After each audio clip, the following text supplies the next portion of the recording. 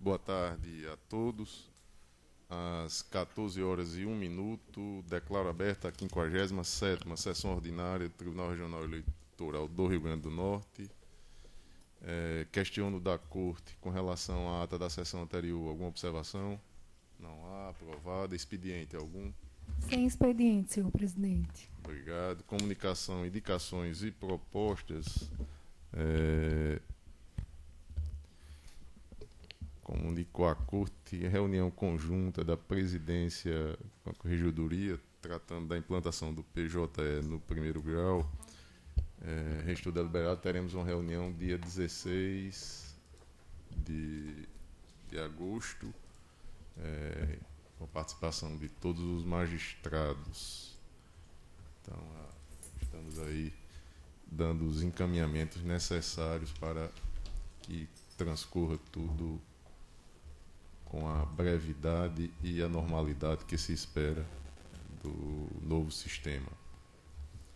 E também, e aí já é uma proposição, eu proponho à Corte, hoje é o aniversário do magistrado Roberto Guedes, já integrou aqui o colegiado, então eu proponho uma moção de congratulações, doutor Roberto Guedes, todos de acordo? De acordo, senhor presidente. Aprovado. Michel Pup se associa,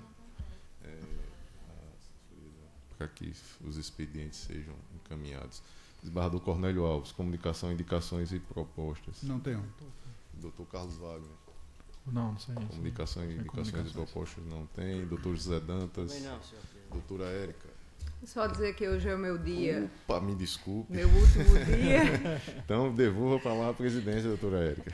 Então, aí, agradecer aqui a participação da doutora Érica, bastante proveitosa, uma magistrada que dispensa aí os comentários e que atuou como já se esperava, com imparcialidade, com tudo aquilo que o magistrado deve ter, com o detalhe da particularidade de ser a presença feminina, mais um aqui na Corte, né? Além da doutora Adriana, fazendo companhia, aí, inclusive lado a lado, e aqui em diversas oportunidades aparteadas por doutora Cibele. Então, meus agradecimentos, doutora Érica, e seja sempre bem-vinda à Corte. Então, Bom, só dizer que hoje é meu último dia desse ciclo, né? Doutor Ricardo retorna, né, das suas férias. Quero agradecer a acolhida de todos. Espero em breve estar aqui novamente trabalhando. Foi um aprendizado muito importante, uma partilha bem interessante de experiências. Funciono aqui o tempo todo, eu costumo dizer, como uma antena, uma esponjinha, procurando conhecimento e absorver o máximo do que os senhores podem me ajudar no meu crescimento profissional, nesses debates, sempre muito proveitosos, com o empenho de cada um em fortalecer o trabalho desta Corte, né? Então, eu só tenho a agradecer por esse período e, em breve, devo participar novamente em algum eventual afastamento, doutor Ricardo. Obrigado. Deus quiser. Doutor Vladimir Capistrano. Senhor presidente, apenas dizer da satisfação que foi estar com a doutora Érica aqui nesses 30 dias, nessas sessões, e dizer que também ela apesar de se declarar uma esponjinha dos conhecimentos da Corte, mas que ela também é fonte de muito conhecimento para todos nós. Foi uma satisfação, doutora Érica. Doutora Adriana. Apenas me acostar, senhor presidente, às proposições que foram feitas e também dizer à doutora Érica que sentirei muito a ausência da minha colega de bancada nos nossos contatos durante a sessão e extra-sessão, sempre muito alegres e sempre muito proveitosos. Então, volte em breve, que a sua ausência será sentida, doutora Érica. Doutora Cibele Benevides. Me acostar também aos elogios feitos à doutora Érica, que não é segredo para ninguém, ela é altamente competente, inteligente, aberta, estudiosa e abrilhantou o tribunal, como abrilhantará ainda na sessão de hoje, tenho certeza, e estará sempre presente aqui no TRE para que nós possamos, de vez em quando, absorver um pouco suas qualidades, seus ensinamentos. Além de tudo, uma pessoa de uma educação, de uma energia incríveis, e realmente uma sorte muito grande ter conseguido trabalhar esse mês na sua companhia. Muito obrigada. Esgotada essa etapa, vamos aos julgamentos e prestigiando a presença dos advogados. Iniciemos pelo processo número 601-627-96, o ano 2018. O relator, originário Dr. Francisco Glauber, pessoa Alves. O representante, a Procuradoria Regional Eleitoral, representado Sandro de Oliveira Pimentel, o advogado Dr. Aloysio Henrique Dutra e outros. Este processo inicial do julgamento na sessão do dia 16 de julho, com o voto do juiz eleitoral Francisco Glauber pela procedência da representação, inclusive rejeitando as 3 preliminares, à exceção da última, que ficou com a transferência para o mérito, para ser analisada no meu voto visto. Os demais acompanharam nessa questão. Pois bem, o meu pedido de vistas inicial, ele se deu principalmente em razão de que a matéria trazida aqui à Corte, num agravo regimental, o então relator, Dr. Francisco Glauber, ele restou vencido. Naquela oportunidade, Sua Excelência já havia um posicionamento determinando a negação do diploma do então candidato eleito Sandro Pimentel. E também, por questão de formação, que o mandato, a soberania popular é caro à justiça eleitoral e deve, ao máximo, se buscar a sua preservação, eu entendi por bem pedir vista dos autos e, nesta oportunidade, trago meu voto vista. Faço um breve resumo e digo o seguinte: trata-se de representação ajuizada pela Procuradoria Regional Eleitoral em face de Sandro de Oliveira Pimentel, com fundamento no artigo 30A da Lei 9.504/97. No voto proferido pelo ilustre relator, depois de superadas as questões preliminares, no mérito e em face, aspas, do conjunto de falhas detectadas na prestação de contas de campanha do representado em prejuízo à lisura, rigidez e transparência da campanha eleitoral, fecho aspas, determinou-se a cassação do diploma do deputado representado. Das 5 irregularidades apontadas na inicial do Ministério Público, à exceção da omissão de sobras de campanha, todas as demais foram acolhidas pelo relator, como argumento para fundamentar o julgamento de procedência da representação formulada pelo parquê. Na sessão em que for iniciada a votação, depois de acompanhar o voto proferido nas questões preliminares, à exceção da alegação de cerceamento e defesa, transferi para análise conjunta com o mérito, pedi vista antecipada dos autos para uma melhor análise da matéria. Pois bem, desde logo, quanto à alegação de que houve desrespeito ao devido processo legal e de que foi negada a ampla defesa ao representado, destaco não haver observado qualquer mácula na marcha processual e nem tampouco negativas de acesso, uso dos instrumentos e meios de defesa previstos em lei e disponíveis ao candidato e à agremiação partidária assistente. As decisões interlocutórias foram todas regularmente fundamentadas com argumentos adequados e necessários, assim como os requisitos definidos na legislação processual foram observados, em especial os pertinentes aos prazos e à necessidade das provas. Ademais, além das alegações genéricas, não houve demonstração de efetivo prejuízo à defesa. Portanto, eu supero essa questão tratada como preliminar pelo relator. Pois bem, como mencionado alhures, a ação em tela encontra seu embasamento no artigo 30A da Lei 9.504/97, que aí eu peço vênia para não fazer a sua leitura. Tal instrumento processual foi incluído na legislação brasileira com o intuito de assegurar a rigidez das normas relacionadas à arrecadação e gastos de recursos eleitorais, além da moralidade e isonomia do pleito eleitoral. O legislador, então, estabeleceu uma sanção extrema em caso de comprovada irregularidade, qual seja a negação do diploma ou a sua cassação. Percebe-se que sequer foi incluída a previsão de multa ou qualquer outra penalidade para tal falta. Dessa forma, em razão da sanção extrema prevista na regra, é necessário e indispensável que, além da relevância jurídica, gravidade das irregularidades imputadas ao candidato, para que não haja uma ingerência indevida na soberania popular, seja realizado um estudo da proporcionalidade e razoabilidade na norma de decisão.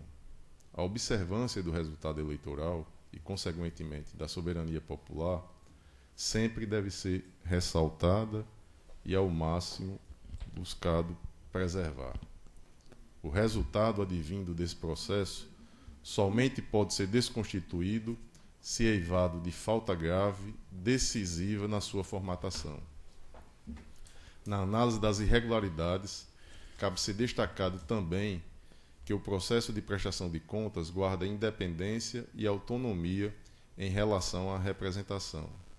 Dito de outra forma, não basta por si só a desaprovação das contas para autorizar a sanção na representação.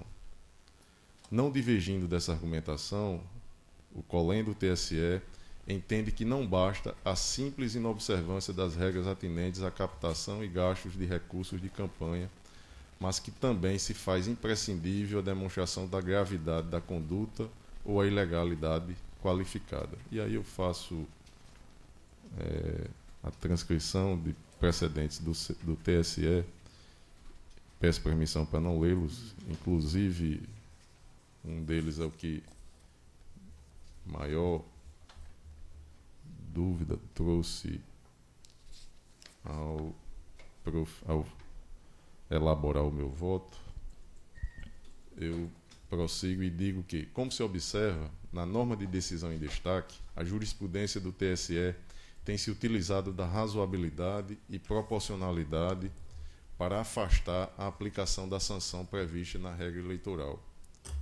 As particularidades formalizadas nos autos é que irão justificar ou não a cassação do diploma. Portanto, é forçoso analisar o caso concreto para identificar se o desrespeito à regra eleitoral, já assentado no momento do julgamento da prestação de contas, praticado pelo representado Sandro de Oliveira Pimentel, consiste em gravidade ou ilegalidade qualificada, comprometedora da igualdade política, lisura do pleito e ou transparência da campanha eleitoral. E aí eu faço essa análise ponto a ponto, à exceção daquele que já foi afastado no voto do relator, no que concordo, pertinente à omissão, me ajudem aí, a omissão na questão do Facebook. Exatamente. Valores lá. Omissão de sobra de campanha. À exceção desses, os demais todos eu tratarei no meu voto. O primeiro deles, do recebimento de recursos financeiros doados por pessoa física em valor superior a R$ 1.064,10 por meio diverso da transferência bancária eletrônica. A Procuradoria Regional Eleitoral expôs que o candidato recebeu recursos financeiros doados por pessoas físicas por meio diverso da transferência bancária eletrônica, totalizando um valor de R$ 35.350. E aí eu faço, já constou no voto do relator, a tabela com as doações, as datas, os doadores e os valores pertinentes. E prossigo dizendo que, sobre a matéria, o TSE dispôs na resolução 23.553/2017 que, também peço permissão para não ler, está transcrito aí, e digo que, da análise dos autos, verifica-se que o candidato optou por realizar tais movimentações financeiras através de depósitos identificados com o CPF das pessoas físicas doadoras. Esse fato, no processo de prestação de contas, é grave e insanável, acarretando, consequentemente, a sua desaprovação, como bem explicitado no voto do relator. Isso é inconteste. Contudo, deve ser analisado se essa arrecadação teve ou não o condão de macular a lisura das eleições para o cargo de deputado estadual em 2018, conforme precedente citado em meu voto do TSE, na relatoria do ministro Tarcísio Vieira de Carvalho Neto, agravo regimental em recurso especial 174. E digo eu, abaixo tem-se a tabela com o total de recursos recebidos em campanha de todos os candidatos eleitos ao cargo de deputado estadual nas eleições de 2018, conforme também pontuado pelo ora representado, com a pesquisa sendo feita no site da própria Justiça Eleitoral. E aí estão os valores, e nessa tabela, o percentual arrecadado pelo candidato Sandro Pimentel, 52.699,40 centavos, ele representa um percentual de 0,76% do total arrecadado pelos candidatos eleitos, que soma a quantia de R$ 6.912.379,08. Se considerarmos apenas o valor controvertido, R$ 35.350, esse percentual ele vai ser reduzido e representa 0,51% desse total arrecadado. Esse valor controvertido também representa um percentual baixo, 3,54% do limite de gastos permitido aos candidatos na disputa pela ocupação de um cargo no Legislativo Estadual. A eleição passada, esse valor foi de R$ 1 milhão.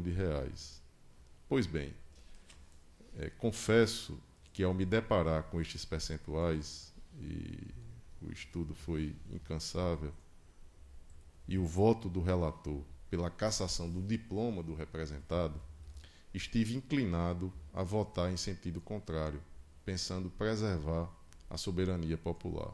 No entanto, não obstante, posso considerar que não houve comprometimento da igualdade política, um dos bens jurídicos protegidos pela legislação eleitoral, o mesmo não pode ser dito em relação à lisura na competição e à transparência na campanha eleitoral, de modo que, no caso concreto, não existe a imaginada interferência indevida na soberania popular, decorrente da falta de prudência e razoabilidade do julgador. Poder-se-ia até imaginar que as irregularidades imputadas ao representado decorrem de uma desorganização nas tarefas de arrecadar e prestar contas à Justiça Eleitoral. Entretanto, faço destaque de que o representado já participou de outras campanhas políticas e, certamente, já viveu a experiência de prestar contas dos referidos recursos arrecadados e gastos na disputa eleitoral. E mais, o ilícito eleitoral não foi um evento único. Na verdade, foram 7 depósitos irregulares, repetidos em um extenso lapso temporal, por mais de 20 dias, sendo o primeiro realizado no dia 10 de setembro e o último no dia 1º de outubro do ano passado.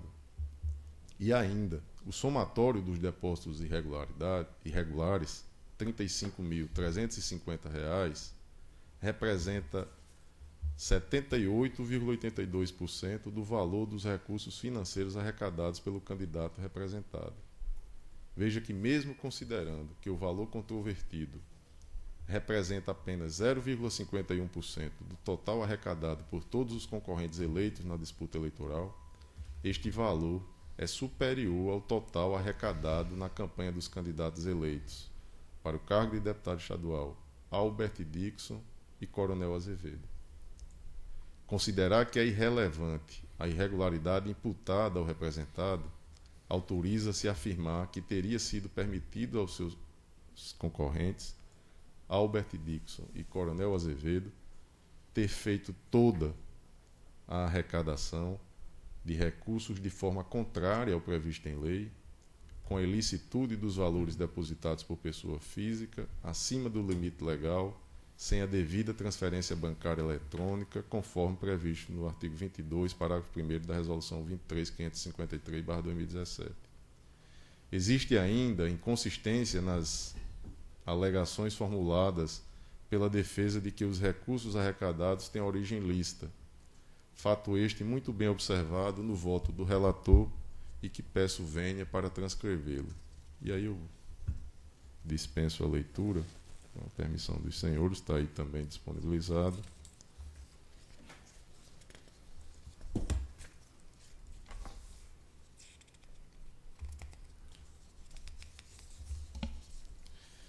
E digo ainda, como se observa, não houve justificativa plausível para que o representado tenha agido de forma contrária ao previsto na legislação eleitoral, nem mesmo uma comprovação, por exemplo, uma relação imediata entre os saques e depósitos que pudesse atestar a origem ilícita das verbas arrecadadas. Até mesmo uma eventual falha no sistema eletrônico da instituição bancária poderia, quiçá, justificar o uso do depósito identificado, mas se este não é o caso dos autos.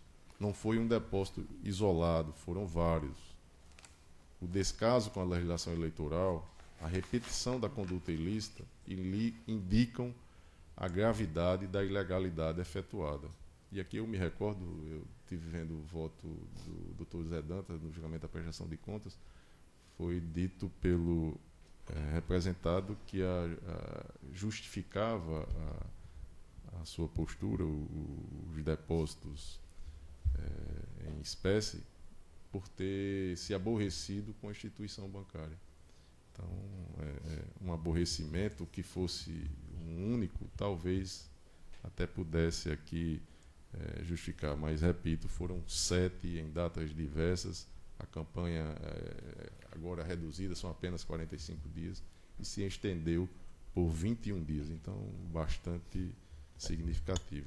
Dessa forma, vê-se que a ilicitude praticada pelo representado foi extremamente grave e teve relevância jurídica capaz de comprometer a lisura e a transparência na campanha eleitoral, sendo razoável e proporcional à aplicação da pena de cassação do diploma, pois, conforme já dito anteriormente, o ilícito eleitoral consistiu em uma prática reiterada e consciente, em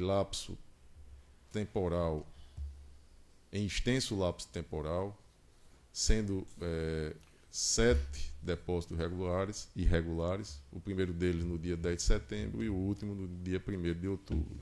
O somatório dos depósitos irregulares representa mais de 2/3 do valor dos recursos financeiros arrecadados pelo candidato representado.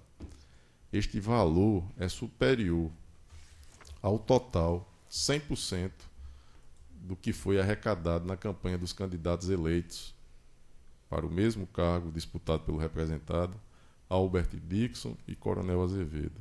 A falta de consistência nas alegações formuladas pela defesa de que os recursos arrecadados têm origem lícita. Então, eu entendo como fator determinante uma ilegalidade qualificada que justifica a cassação do diploma do representado. O outro ponto, também acolhido no voto do relator, com relação à intempestividade na entrega dos relatórios financeiros. E neste eu antecipo, pedindo venha ao pensamento divergente, de que não tem ele o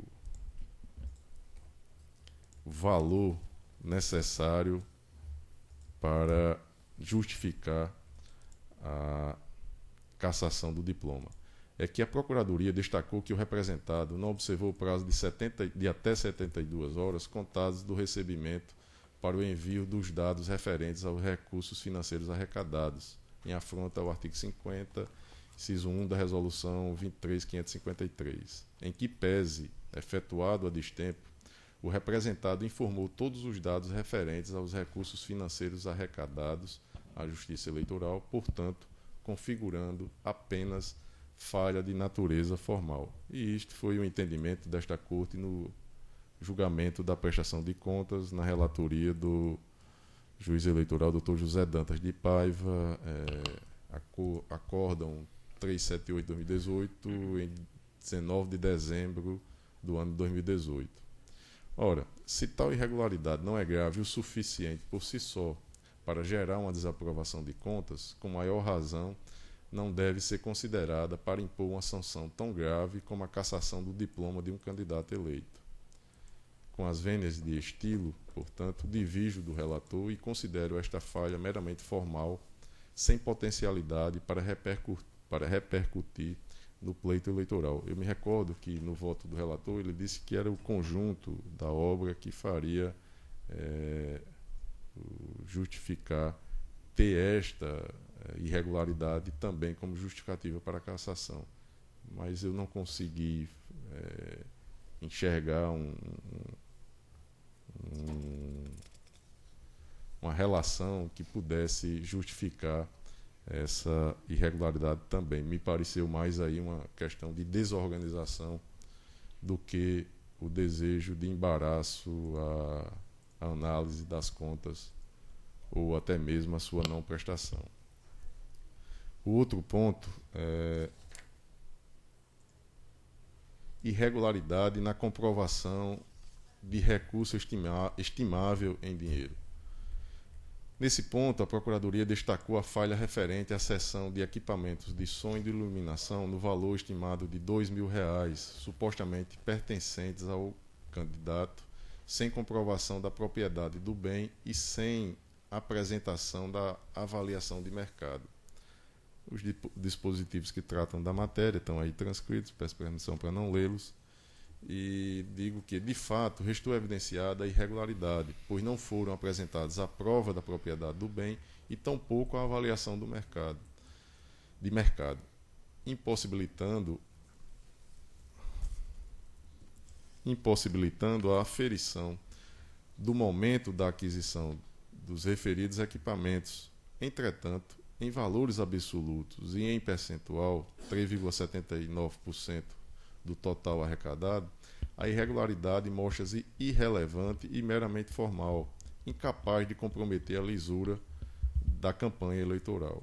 Ademais, mostra-se plausível a alegação de que os equipamentos de som e de imagem pertenciam ao candidato e não constavam em sua declaração de imposto de renda, seja em razão do pequeno valor ou até mesmo por desorganização do proprietário. Também neste ponto, com as vênias de estilo, divijo do relator e considero esta falha meramente formal, sem potencialidade para repercutir no pleito eleitoral. Por fim, o último ponto é a divergência entre os dados constantes na prestação de contas parcial e final. A Procuradoria Regional Eleitoral apontou a existência de falha envolvendo a contratação de atividades de militância na rua no valor de R$2.000, que foi registrada na prestação de contas parcial, mas não constou na final, sem a apresentação de justificativa prévia e sem a retificação das contas.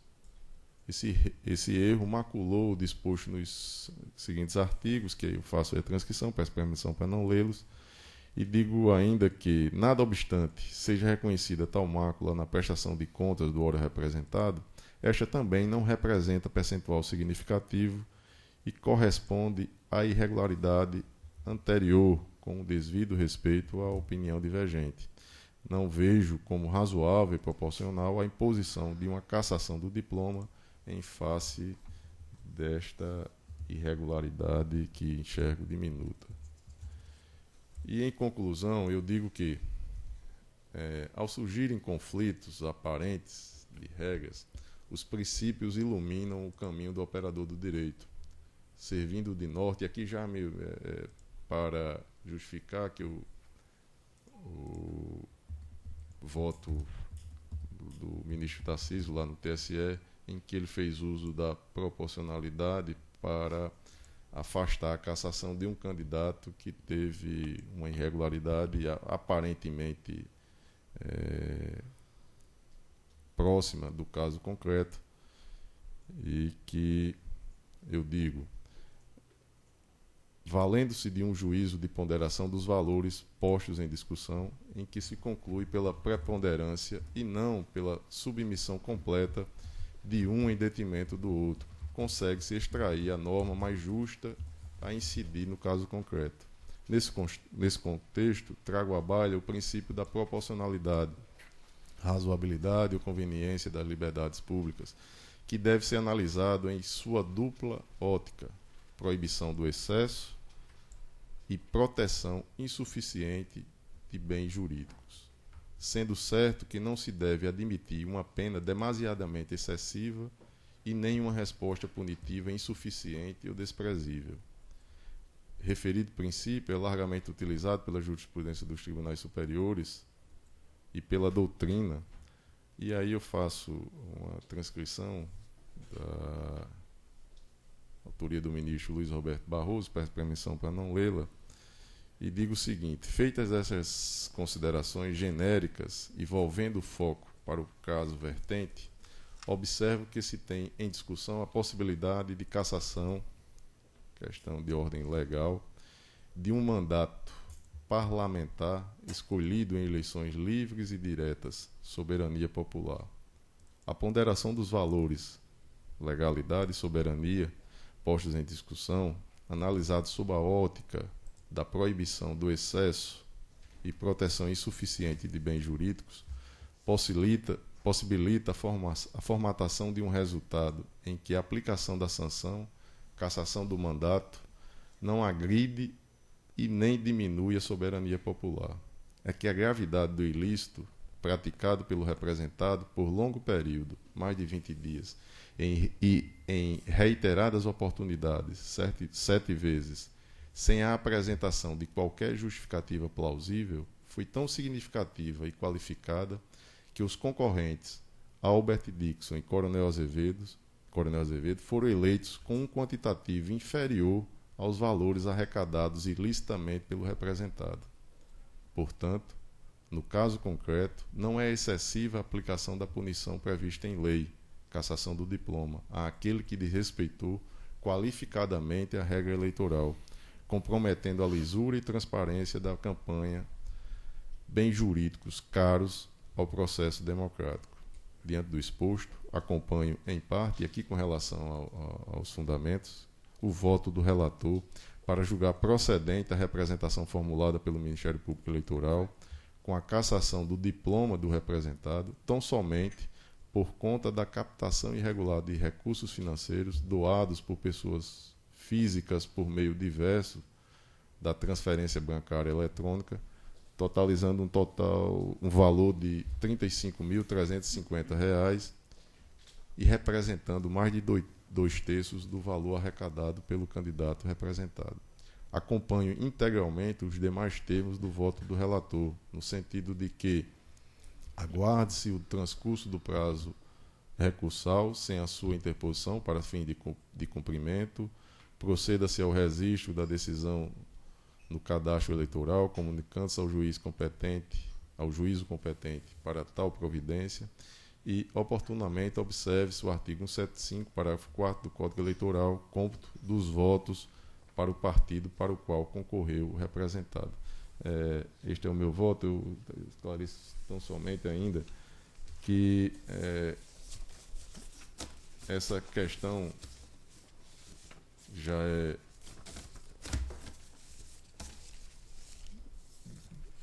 está restante sedimentado, que o caso concreto é que vai definir. Poderia, até mesmo se tivesse um valor maior arrecadado e depositado em espécie, mas tivesse uma justificativa, uma falha da instituição bancária, tivesse uma comprovação do saque imediato, já o depósito na sequência, mas não foi esse o caso dos autos. E a outra questão que me parece em determinado momento surgiu na imprensa, mas que resta claro, tanto no voto do relator, imagino, não sei, vamos ainda ter os demais votos, mas o meu também é no mesmo sentido. Esses votos dados ao candidato que tem o diploma cassado nesta oportunidade, eles são direcionados à legenda. Isso porque aqui não se trata de registro de candidatura, né? Então a candidatura ela foi legítima, oportunamente registrada, registro regular. Então a discussão aqui é a posteriori e o entendimento consolidado é que, neste caso, os votos são direcionados para a legenda. E também somente depois de esgotada a instância ordinária, que no caso teremos ainda a possibilidade de recurso, certamente o partido irá fazê-lo, é que, se lá confirmado o julgamento, e ainda precisa de uma confirmação aqui, é que teremos a cassação do diploma. Dr. José Dantas de Paiva, como vota Vossa Excelência? Senhor presidente, eu fui o relator de fato da prestação de contas do candidato eleito, e mesmo na prestação de contas nós não conseguimos descobrir as origens ou a origem dos recursos, dentre outras irregularidades. Nós sabemos que, por si só, a transferência de recursos fora daquele limite previsto na lei, mesmo que tenha sido feito o depósito pelo próprio candidato, a questão do desconhecimento da origem dos recursos faz com que nós acompanhemos o voto vista de Vossa Excelência. Doutora Érica. Senhor presidente, eu vou acompanhar o voto vista e queria fazer uma consideração a respeito da produção de provas nesse processo. O processo de prestação de contas é um processo que ele tem como rigor a transparência e a formalidade. Se ele obedece todas as regras que ali estão postas, ele é transparente e ele é regular. Presume-se, portanto, assim cumprido todas aquelas etapas, que a arrecadação foi lícita e nada mais teríamos que comentar, que trabalhar e nem que debater. Irregular a apresentação da prestação de contas, surge uma outra etapa quando existe a possibilidade de a arrecadação ter sido ilícita. E aí se transfere ao representante, ao Ministério Público, no caso, o ônus de correr atrás da prova, né? O ônus de ser o condutor, né, da busca dessa prova quanto à realidade sobre a captação dos recursos. E por que eu faço essa ponderação? Porque é interessante no processo perceber que o Ministério Público busca o caminho, e no processo o relator foi bem cuidadoso na instrução, né? Reitero o meu posicionamento quanto à regularidade e à plena concessão do contraditório ampla defesa na busca das provas, e o Ministério Público corre atrás de enxergar de onde surgiram esses recursos. Porque se nós olharmos para a movimentação do candidato na doação em nome próprio, né, proveniente que diga de a segunda defesa de seus próprios recursos, nós não encontramos.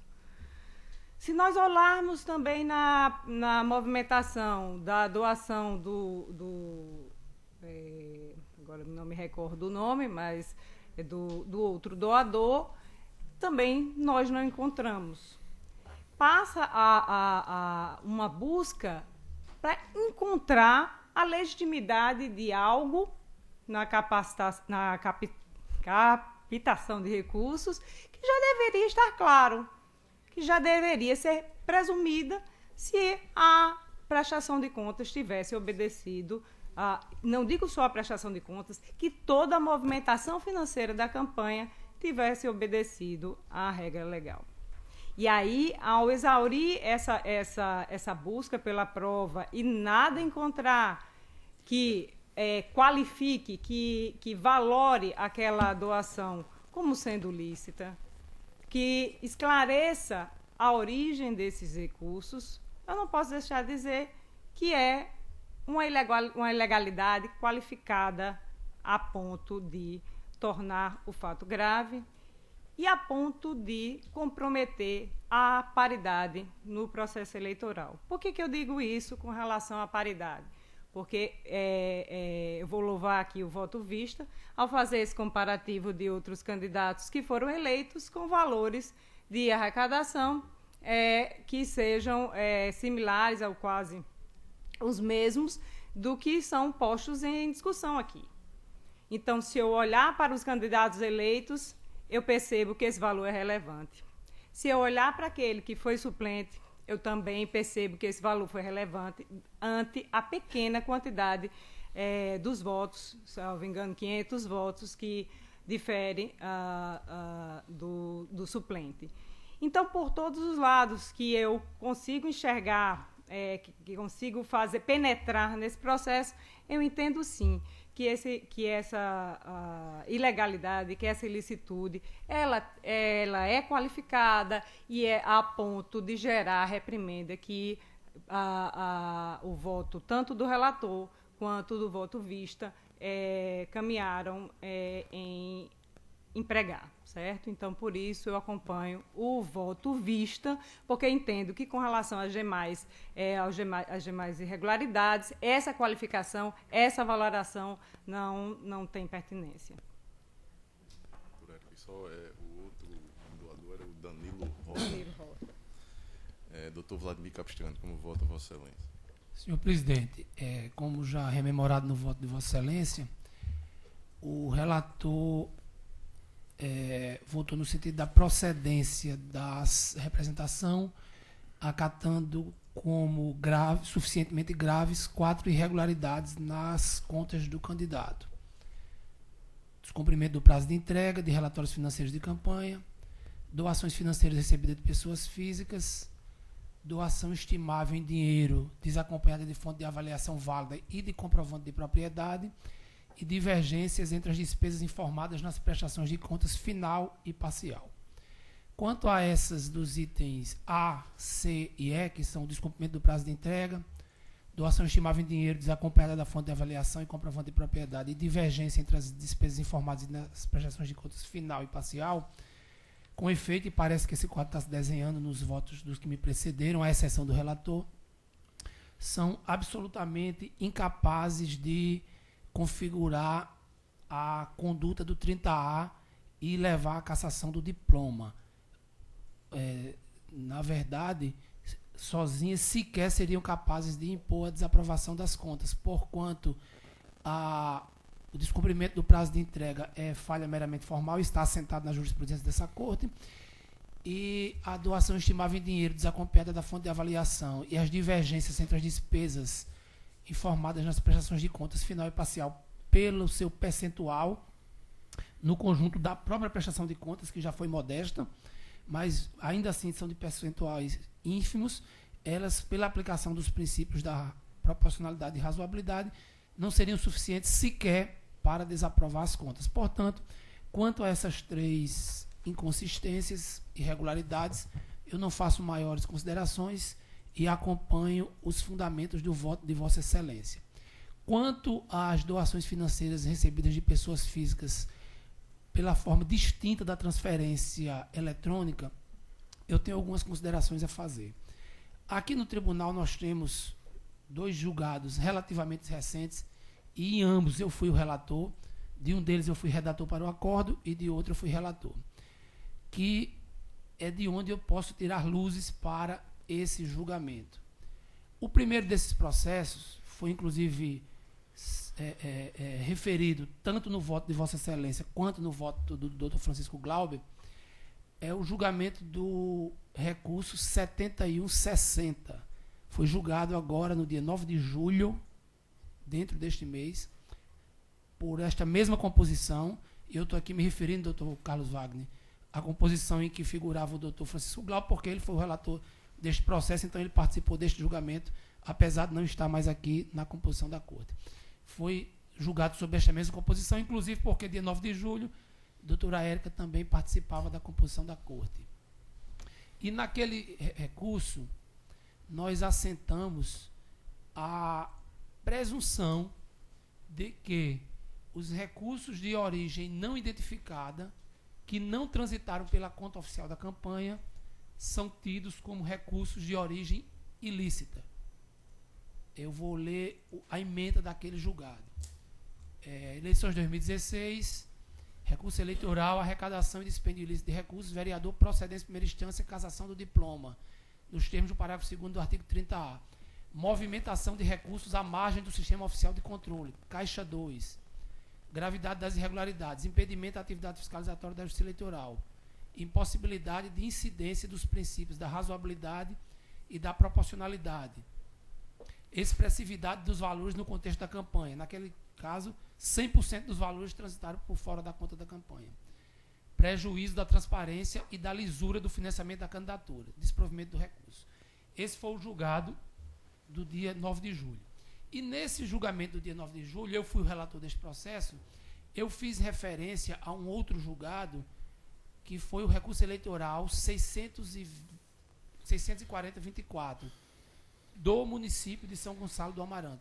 Neste processo, que foi julgado aqui pela Corte em 2017, novembro de 2017, o relator do recurso era o doutor Gustavo Smith, e que acompanhava, que desprovia o recurso, mantendo a sentença de improcedência, e eu, como o voto seguinte, divergi de Sua Excelência e votei no sentido do provimento do recurso, no que foi acompanhado pela Corte. E naquele julgado, nós assentamos do seguinte modo: representação fundada no artigo 30A da Lei das Eleições. Vereador, utilização de recursos de origem não identificada. Relevância jurídica demonstrada, percentual significativo, conduta comprometedora da moralidade da eleição, cassação do diploma. Isso foi a decisão da Corte. E qual é a diferença fundamental entre o processo de São Gonçalo do Amarante, julgado em 2017, e o de Santa Cruz, julgado em julho agora deste ano? É que no processo de Santa Cruz houve a movimentação de recursos à margem da conta da campanha, ou seja, caracterizou-se o Caixa 2. Toda a arrecadação de recursos foi à margem da conta oficial da campanha. Naquele processo de São Gonçalo do Amarante, julgado em novembro de 2017, não houve essa circunstância. Todos os recursos transitaram pela conta oficial da campanha, tal qual neste processo que estamos julgando hoje. Mas o candidato que fez o autofinanciamento, tal qual esse processo que estamos julgando hoje, não tinha como justificar a origem dos recursos que ele empregou na sua campanha. O candidato não tinha fonte de renda declarada, nas suas prestações, nas suas declarações de bens não existia recursos em instituições financeiras, nem recursos em espécie, e por isso o tribunal entendeu que aqueles recursos eram de origem não identificada e, portanto, de origem ilícita. E, com esse fundamento, cassou o diploma do candidato, do vereador do município de São Gonçalo do Amarante. Daquela decisão desta Corte, houve recurso ao TSE, sob a relatoria do ministro Jorge Mussi. Esse recurso foi julgado por decisão monocrática em 2018. Em junho de 2018. E está pendente de apreciação agravo interno oposto pela Procuradoria-Geral Eleitoral, ainda pendente de apreciação. E naquele julgamento, naquela decisão, Sua Excelência, o ministro Mussi, assim afirmou. É a ementa da decisão. Apesar de ser uma decisão monocrática, ela tem ementa. A simples afirmativa da existência de recursos de origem não identificada não presume que o montante seja proveniente de fonte ilícita ou de Caixa 2, cabendo ao autor da representação proposta, com base no artigo 30A da Lei 9.504, demonstrar a efetiva ilicitude dessas receitas. E vou ler alguns trechos da decisão do ministro Jorge Mussi, no que é mais importante, porque a decisão é um tanto quanto longa e é de fácil identificação por Vossas Excelências, é o recurso especial eleitoral 640-24 do TSE. Ele começa no relatório dizendo que trata-se de recurso especial interposto por Jailson Tavares de Moraes, vereador do município de São Gonçalo, contra acordo proferido pelo TRE. Traz as emendas do acórdão, que foi aquele que eu já li para Vossas Excelências, e mais à frente diz o ministro: na origem, o Ministério Público ajuizou representação em desfavor do recorrente por suposta captação ilícita de recursos de campanha, nos termos do artigo 30A da Lei 9.504. Aduziu que os recursos próprios aplicados em campanha superam o valor dos recursos financeiros declarados por ocasião do registro de candidatura, porquanto nenhum bem foi declarado, revelando indícios de utilização de recursos de origem não identificada. E eu passo agora, já superando o relatório, para a decisão, para a fundamentação da decisão do ministro. Na espécie, o TRE do Rio Grande do Norte cassou o diploma do recorrente por ausência de demonstração da origem de recursos no valor de R$ 21.300, declarados como de origem própria, o que seria incompatível com seus rendimentos brutos do ano de 2015. Assim, constata-se que a grave sanção de perda de diploma foi imposta pelo TRE do Rio Grande do Norte com base unicamente nessa irregularidade. Todavia, ainda de acordo com as premissas fáticas do acórdão recorrido, não há comprovação, sequer indiciária, de recebimento de recursos de fontes legalmente vedadas, ou tampouco do uso de Caixa 2. Conforme entendimento do Tribunal Superior Eleitoral, a simples afirmativa de existência de recursos de origem não identificada não induz a presunção de que o montante seja proveniente de fonte ilícita ou de Caixa 2. E aqui o ministro aponta precedentes daquela corte. E continua.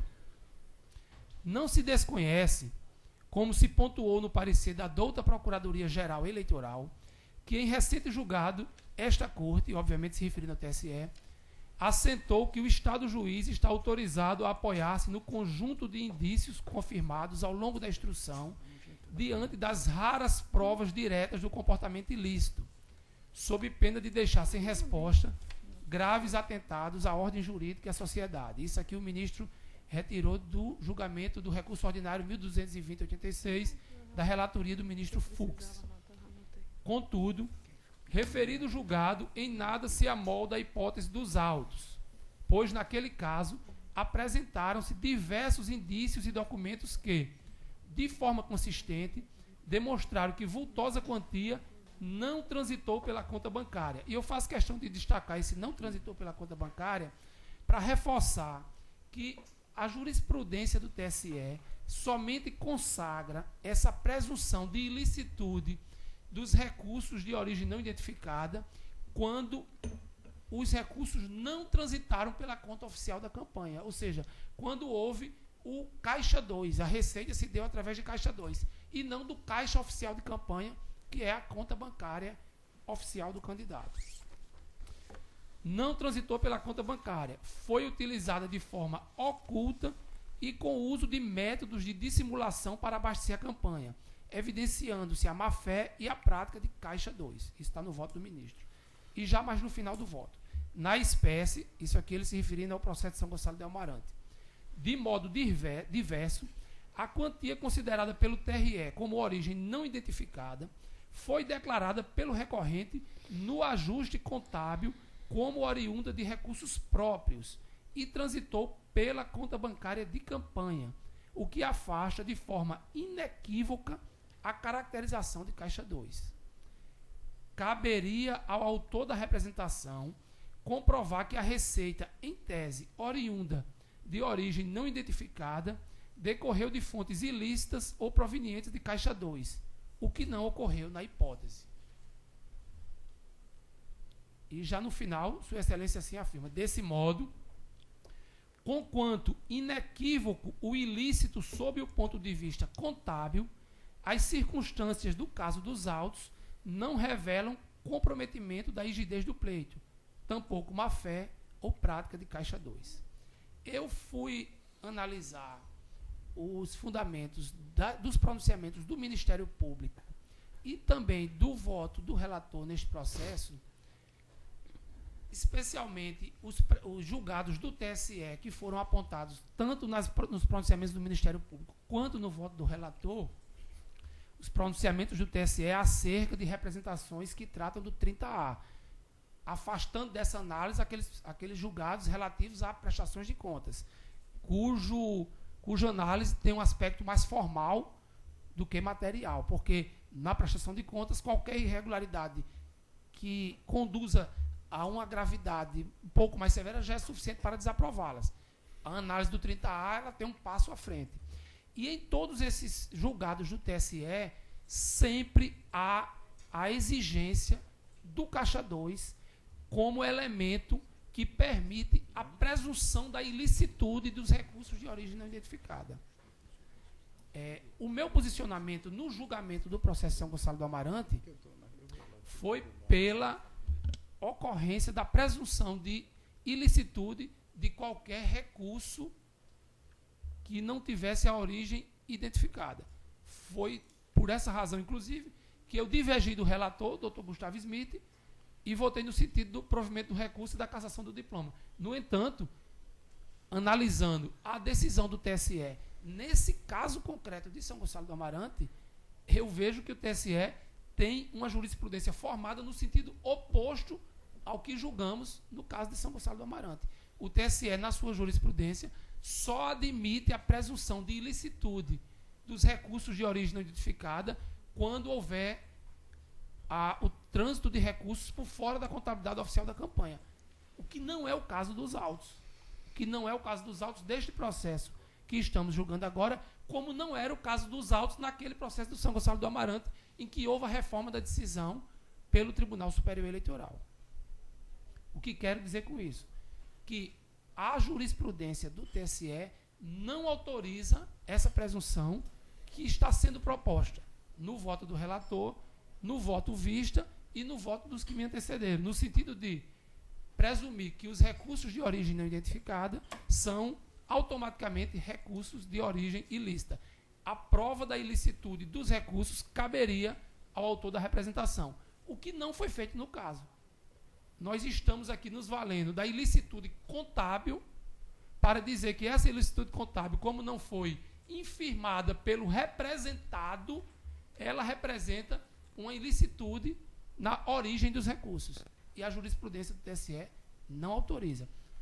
Conheço a doutrina, especialmente a doutrina de José Jairo Gomes, que faz que consagra essa presunção, mas a doutrina não está respaldada nos pronunciamentos do Tribunal Superior Eleitoral acerca da matéria. Fiz algumas outras anotações aqui, mas são todas de efeitos laterais e foram bem analisadas no voto vista do desembargador Glauber, relativamente à representatividade dessa irregularidade no contexto da campanha. No contexto das contas do candidato, é óbvio que o valor apontado como de obtenção irregular, ele é significativo, 78%. Mas no contexto da campanha, ele é irrelevante. O teto de gastos para a candidatura de deputado estadual era de R$1 milhão nas eleições de 2018. a significação disso é de 3,53%, ou 3,54% se fizermos um arredondamento para cima. O maior gasto da campanha de deputado estadual foi no valor de R$ 773.445. Esse valor significa 4,57% do maior gasto da campanha. E a média de gasto da campanha foi de R$ 288.015,80. Esse valor significa 12,27%. Reafirmo que isso não é fundamento do meu voto. Isso aqui é apenas um argumento lateral para demonstrar a significação apenas desses 30 e tantos mil reais no contexto da campanha. O fundamento do meu voto é que não houve a comprovação da ilicitude desses recursos, apenas a comprovação de um ilícito contábil. E isso já foi suficientemente demonstrado no processo de prestação de contas de que foi relator o doutor José Dantas. Tanto assim que as contas foram desaprovadas, especialmente por essa razão, já que as outras não seriam sozinhas suficientes à desaprovação das contas. Mas o representante não deu um passo à frente no sentido de demonstrar que aquele ilícito contábil também foi um ilícito do ponto de vista da origem do recurso. Satisfez-se com a ilicitude contábil para que ela gerasse a presunção da ilicitude da origem dos recursos. E, como disse, a jurisprudência do Tribunal Superior Eleitoral não autoriza essa presunção, a não ser que os recursos não circulassem pela conta bancária oficial, fossem utilizados mediante Caixa 2, como aconteceu no caso recentemente julgado por esta Corte do município de Santa Cruz. Então, com esses fundamentos, apoiado nesta jurisprudência do Tribunal Superior Eleitoral e, inclusive, contra o meu posicionamento pessoal no processo de São Gonçalo do Amarante, eu vou divergir do relator integralmente e vou divergir parcialmente do voto do desembargador Glauber no que toca a análise desse aspecto, que é o item B do voto do relator, para julgar improcedente a representação. Doutora Adriana Magalhães, como vota Vossa Excelência? Senhor presidente, eu tive a oportunidade de analisar detidamente os autos, ouvi também o voto vista de Vossa Excelência e me ative àquelas razões que foram lançadas à época, por Dr. Francisco Glauber, e me parece que, comprovadamente, as doações irregulares representam quase 80% do total dos recursos financeiros arrecadados, e tal fato, ao meu sentir, por si só, compromete a atividade fiscalizadora da Justiça Eleitoral, pois, nesse caso, efetivamente, não se sabe a real origem da quase totalidade das receitas empregadas na campanha. A mim me parece que se 1.000 ou 10.000 reais, saber a identidade do depositante não significa nem de longe ter ciência da origem do dinheiro, que eu acho que é a grande questão. Ou seja, ao fim e ao cabo, o recebimento dos recursos de forma diversa daquela que foi legalmente prevista constitui, sim, uma irregularidade grave e insanável, como já decidiu em copiosas e reiteradas vezes o Tribunal Superior Eleitoral, malgrado esse precedente do ministro Mussi que foi citado. E também me parece relevante, no conjunto total daquilo que foi analisado, as demais irregularidades, aquela que diz respeito à comprovação do recurso estimável em dinheiro e também a divergência entre os dados constantes na prestação parcial e final das contas do candidato. Então, com essas breves considerações e pedindo todas as vênias à divergência aberta por Vossa Excelência, eu vou acompanhar integralmente o voto do relator. Desembargador Cornélio Alves. Como já foi dito, trata-se de representação assim por captação e gasto de recursos supostamente, né, irregulares ou ilícitos. Os pontos analisados são aqueles mesmo da prestação de conta, que diga-se que a prestação de conta é bem diferente desse processo, embora que tenha uma ligação um com o outro, mas que são de total independência. Na prestação de contas, analisou-se também a intempestividade da entrega do relatório financeiro, o 2, a realização de doação estimável em dinheiro, de equipamento de som e iluminação na importância de R$2.000, não registrado na declaração de bens do candidato por ocasião de seu registro de candidatura, desacompanhado ainda de fonte de avaliação válida. E o 3, divergência entre as informações relativas à despesa nas prestações de contas final e parcial. O 4, omissão de sobras de campanha em face de inconsistência de relação aos comprovantes de pagamentos efetuados de R$7.000 e documentos fiscais apresentados no valor de R$4.391,58, que foi aquela do impulsionamento de campanha do Facebook. E o quinto motivo seria a doação recebida de pessoas físicas, embora somadas, totalize R$35.350 e que teriam sido realizadas sem a devida transferência eletrônica entre as contas bancárias do doador e do beneficiário. Não resta dúvida que, para desaprovar as contas, né, nós decidimos, com certeza, pela desaprovação de conta. Mas aqui é algo mais sério, tem uma penalidade muito forte, uma sanção muito forte, que é a cassação do registro. Lá naquele prezava só o candidato, como é um processo praticamente administrativo, provar o que ele gastou, né?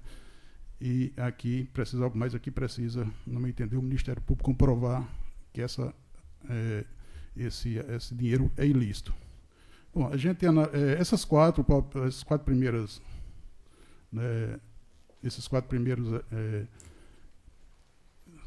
irregularidades, as 4 primeiras irregularidades citadas e que eu mencionei, o próprio relator, ele reconhece que não teria capacidade ou gravidade para se dar procedência à representação.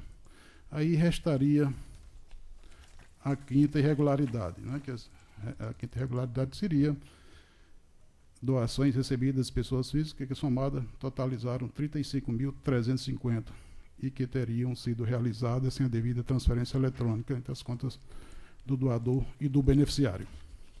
Analisando esses valores que foram depositados, eu vejo que no dia 10 de novembro de 2018, o senhor Sandro Pimentel, ele mesmo, depositou R$3.000. No dia 17 do 9, Danilo Rota Prisco depositou R$4.000. No dia 18 do 9, Sandro Pimentel depositou R$2.850. No dia 20 do 9, o próprio Sandro Pimentel depositou R$4.500. No dia 26, mais R$9.000. No dia 28 de 9, R$2.000. E no dia 1º de 10, ele depositou R$10.000, que somou R$35.350. Do próprio Sandro, seria R$31.350, somados R$4.000 do Danilo Rota Prisco.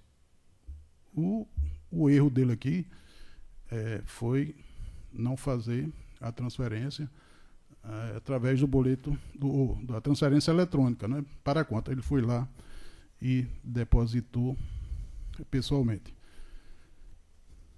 Aí fica aquela pergunta, ele teria esse recurso? Teria sim. Foi feita uma quebra do sigilo dele e ele comprovou que no ano 2018 ele teve nas suas contas um depósito aí somados de quase R$200.000, né, e teve saques, vários saques que ultrapassam esse valor. O outro doador, que seria o Prisco, que eu falei, também foi quebrado o sigilo bancário dele e comprovou-se que ele tinha lastro, né, suficiente para isso. Inclusive chegou a fazer até um saques no valor de R$7.370. Durante a campanha, nós vimos aqui, pela relação dos candidatos, teve candidato que gastou R$16.064, outro R$260.000, outro R$266.000, outro R$773.450, outro R$448.500, outro R$310, outro R$442, outro R$650. O de Sandro Pimentel foi R$52.699 o total. Essas aqui, embora tenham contas aprovadas, mas eles também não deixaram, nenhum deles, nem inclusive o Santo Pimentel, deixaram de gastar dinheiro sem passar pela conta, porque todos eles têm dinheiro em casa e pagam alguma coisa por fora, né? Mas o Santo Pimentel chegou aqui e declarou que tinha depositado esse valor. Se ele não tivesse depositado, tivesse pago diretamente, talvez não tivesse esse problema. Então, é o seguinte, pelo que eu fiz análise dos autos e de acordo com a jurisprudência do TSE, né, que diz o seguinte, que compete ao Ministério Público provar, diferentemente lá do desgaste ou da conta eleitoral, né, daquela prestação de contas, aqui o Ministério Público tem sim, a obrigação de comprovar que a arrecadação, o dinheiro é ilícito. Eu não conheço Santo Pimentel pessoalmente, e pelo que eu vejo assim dos pronunciamentos, da atuação política dele, parece uma pessoa correta, de origem humilde, que sempre defende a moralidade, a integridade, a impessoalidade, a ética, né? E eu acho que esse dinheiro, aqui é só achismo, não vem de origem ilícita, não. Ele, como todo mundo faz, e alguém sempre tem algum dinheiro em casa, principalmente o político que se prepara, né, vai guardando alguma coisa em época de campanha. Nós que trabalhamos na Justiça Eleitoral há muito tempo, nós sabemos dessa dificuldade que até hoje tem na prestação de contas. É um verdadeiro absurdo, não estão nem aí. E quando a lei começou a apertar, é que agora eles estão tendo mais cuidado. Então, esse valor de R$35 mil, que ele declara, dos 35, 31 dele, ele declara que é dele. Eu não vejo má fé nessa informação dele nenhuma, nesse fato dele praticar essa irregularidade, talvez seja até por desorganização, por falta de informação, e não tem assim o condão de chegar a tirar o seu mandato que foi, né, dado pelo povo de forma democrática, através do voto direto. Então, fazendo essas considerações, meu voto é pela improcedência total da representação eleitoral. Proclamo o resultado. O tribunal, por maioria, julgou procedente a representação formulada pelo Ministério Público, vencidos integralmente o desembargador Cornélio Alves e o juiz eleitoral Vladimir Capistrano.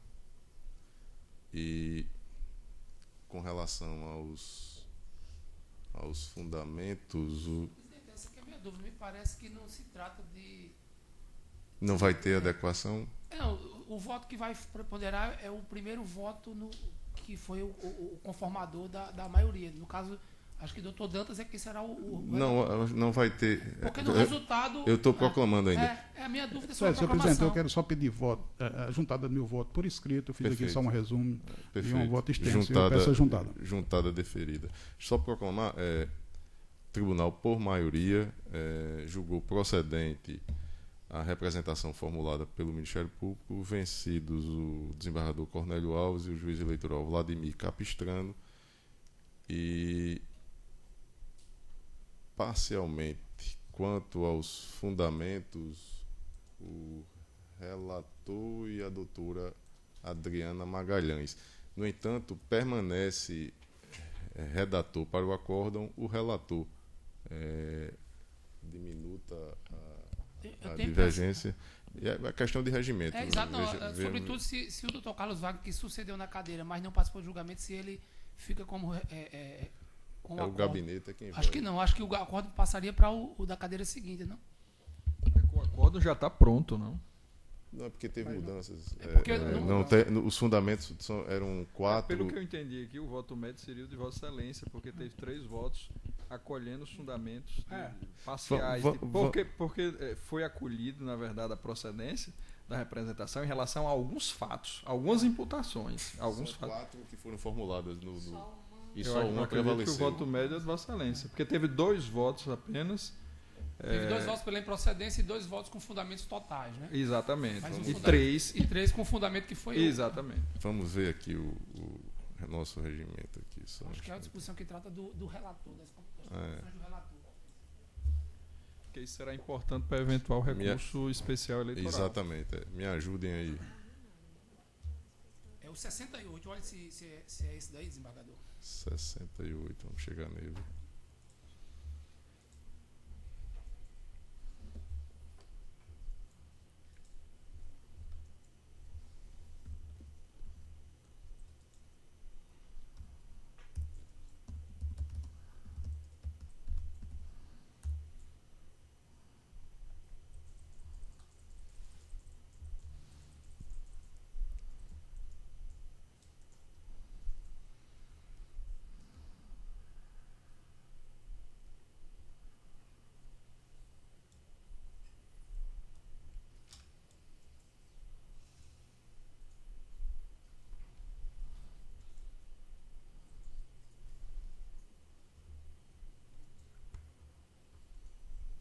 Vossa Excelência fala em qual inciso, doutor Vladimir?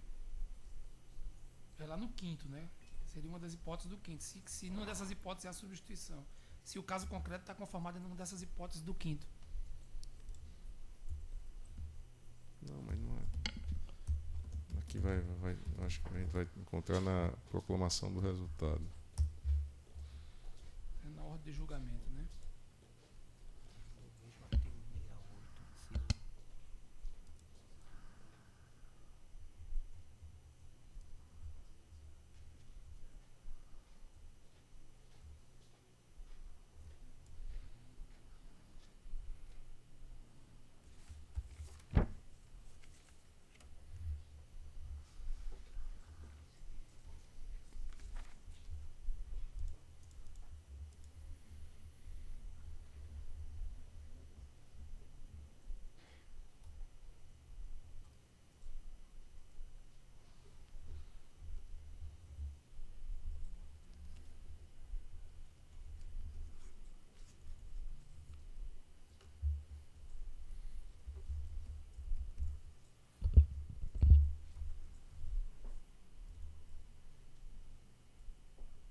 Senhor presidente, se não houver objeção, eu posso lavrar o acordo sem qualquer problema, não tem.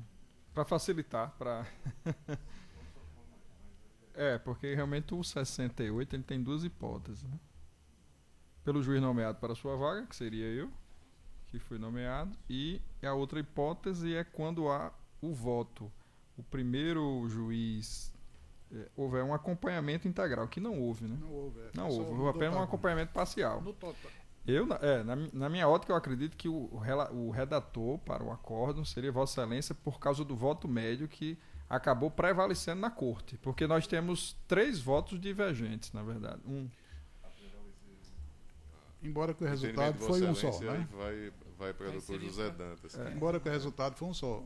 O resultado foi, exato, que é exatamente a procedência. Então, nesse caso, seria José Dantas, que foi, deixa eu só ver. na ordem das cadeiras, seria o primeiro voto. Isso. Ele já fez a prestação de contas, já. Já tem o cabeçalho pronto.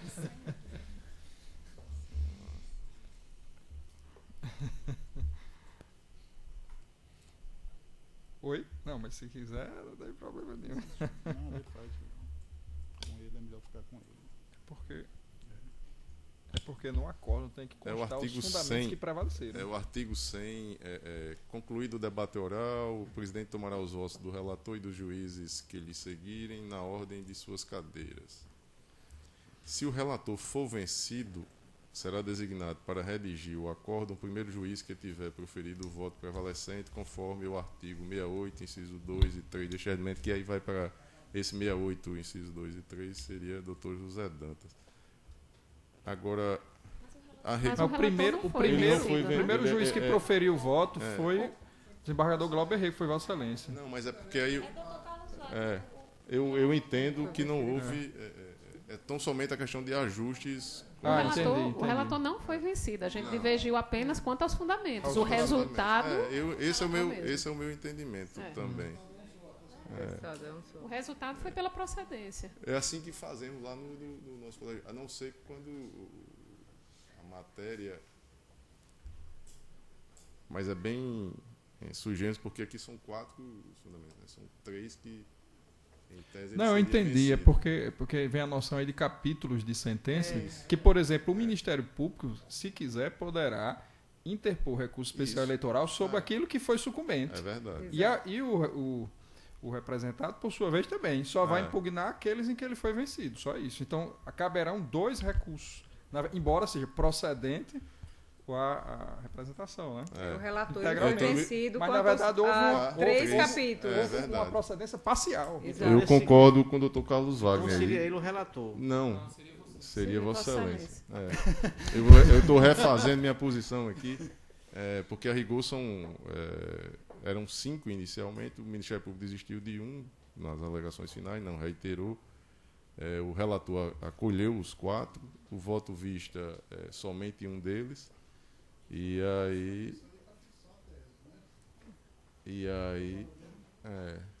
É porque no acordo tem que constar os fundamentos Exatamente. que prevaleceram. E aí, realmente, por exemplo, que estaria substituindo na integralidade do voto do juiz relator, né, Francisco Glauber, eu não poderia redigir em relação àquela parte em que ele foi vencido. Entendeu?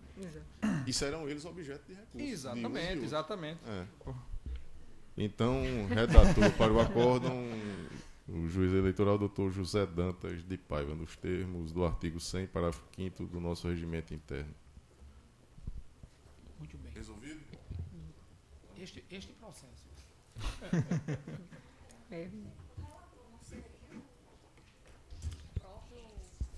O relator ele não foi vencedor integralmente. Em alguns capítulos ele foi vencido. Em 3 deles. Inclusive o Ministério Público é sucumbente com relação a esses capítulos. Que poderá recorrer. Sem problema. Entendeu? Isso é importante para fixar o precedente da Corte com relação a cada uma das matérias. Exatamente. E aí é a base do rácio. É a rácio decidente, raciones decidente, né? Resolvido. Vamos à sequência. Prestação de contas número 601, 166, distrito 27, o ano 2018. O relator desembargador Cornélio Alves. Requerente Jair Dantas de Lima, advogado Dr. Caio Vitor. Está em mesa, desembargador Cornélio? Tá. Vossa Excelência tem a palavra. Trata-se de prestação de contas apresentada por Jair Dantas de Lima, candidato a cargo de deputado estadual nas eleições de 2018. A Comissão de Análise de Contas emitiu o relatório preliminar sugerindo a baixa dos autos em diligência para que o candidato sanasse as falhas apontadas, apresentando esclarecimentos e documentos necessários ao exame das contas. Após manifestação do candidato, com a apresentação de documentos complementares, a unidade técnica pronunciou-se pela aprovação das contas em parecer conclusivo. Estado a se pronunciar, a Procuradoria Regional Eleitoral manifestou-se pela aprovação das contas. É o relatório. Em discussão, aprovado o relatório, como vota Vossa Excelência? O voto é de acordo com o parecer da comissão e também do Ministério Público pela aprovação das contas. Todos de acordo? Com o relator, senhor presidente. Processo julgado à unanimidade nos termos do voto do relator. O seguinte, prestação de contas número 601, 174, distrito 04, ano 2018. Relatora, doutora Érica Paiva. Requerente, Leila Teixeira de Araújo. Advogado, doutor Eric Pereira. Está em mesa? Está em mesa, só um segundo.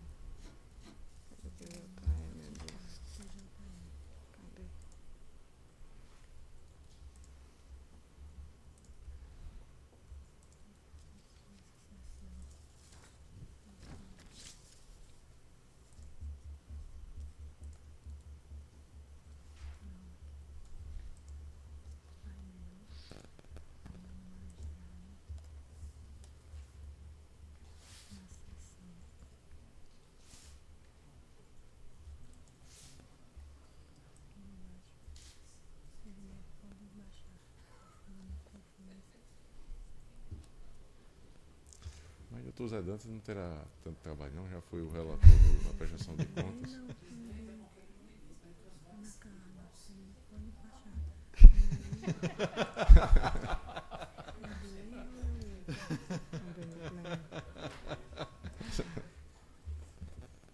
O acordo será o próprio voto, né? 174. De Paiva.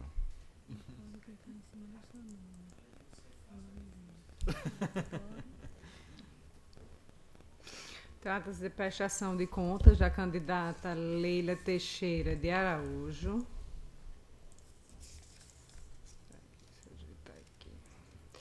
Leila Teixeira de Araújo, referente à campanha do cargo de deputado estadual nas eleições de 2018, em atendimento à previsão contida na Lei 9.504 e Resolução TSE 23553, a Comissão de Análise de Contas emitiu relatório preliminar de expedição de diligências e solicitou a intimação da candidata para a complementação das informações, obtenção de esclarecimentos, bem como saneamento das falhas apontadas.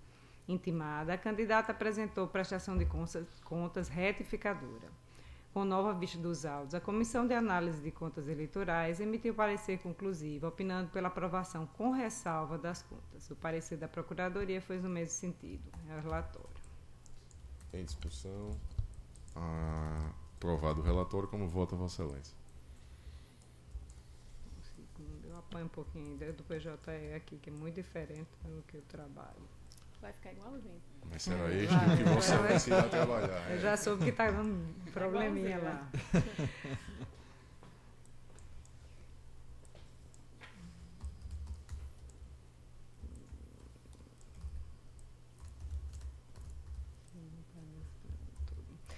As contas foram apresentadas dentro do prazo fixado na Resolução 23553 e veio acompanhada de todas as peças obrigatórias. A Comissão de Análise de Contas apontou como única falha a omissão de despesa na prestação de contas parcial, a qual, no entanto, foi declarada pela candidata na prestação de contas final. Registre ainda que, quando notificada, a candidata apresentou prestação de contas retificadora.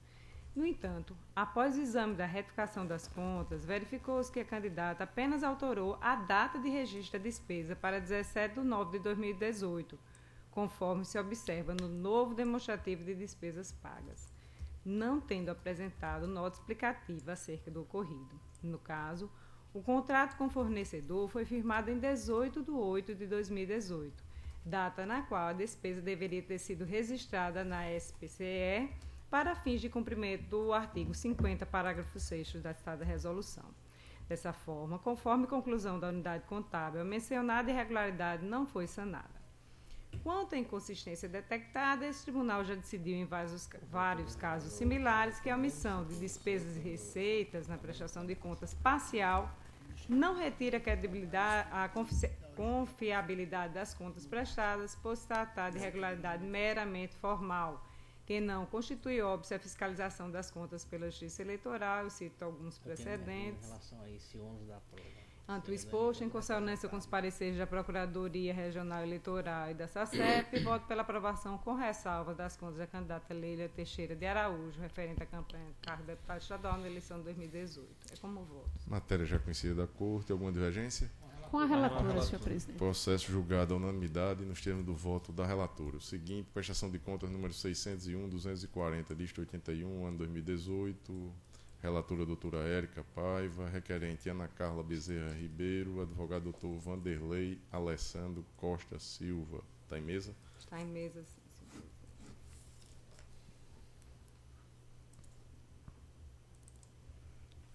Trata-se de prestação de contas da candidata Ana Carla Bezerra Ribeiro, referente à campanha de deputado estadual das eleições de 2018, em atendimento à previsão da Lei 9.504 e resolução consequente. A Comissão de Análise de Contas emitiu o relatório preliminar de expedição de diligência e solicitou a intimação da candidata para complementação de informações, obtenção de esclarecimentos, bem como saneamento das falhas.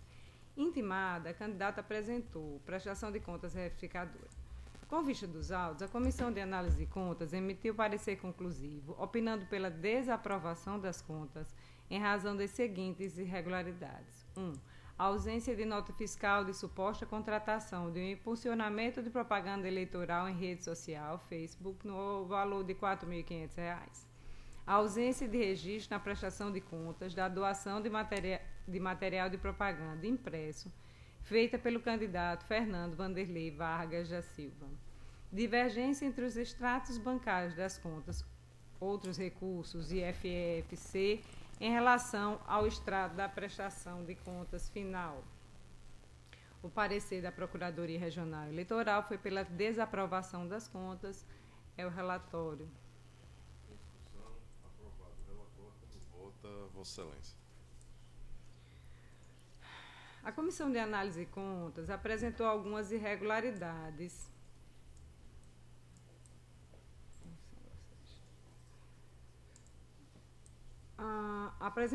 Apontou algumas irregularidades nas contas prestadas, entre elas a ausência de nota fiscal de suposta contratação de impulsionamento de propaganda em rede social do Facebook no valor de R$ 4.500. As justificativas apresentadas pela requerente, a SACEP entendeu que a irregularidade persistia, tendo em vista que a candidata não apresentou as notas fiscais das despesas com impulsionamento, as quais foram pagas por meio de recursos do fundo partidário, R$ 1.500, ou do Fundo Especial de Financiamento de Campanha, R$ 2.000, e outros recursos, R$ 1.000. O órgão contábil ressalta que, em se tratando de despesas realizadas pelo Fundo Especial de Financiamento de Campanha e Fundo Partidário, torna-se obrigatória a comprovação por meio de nota fiscal, conforme prevê o artigo 56.2c, acumulado 63 da Resolução 23553/2018, que eu cito aqui, e já está disponibilizado. Vale salientar que a irregularidade em referência é considerada grave por decorrer de valor significativo, que representa 19,25% das despesas declaradas pelo prestador de contas, despendidas do Fundo Especial de Financiamento de Campanha e do Fundo Partidário.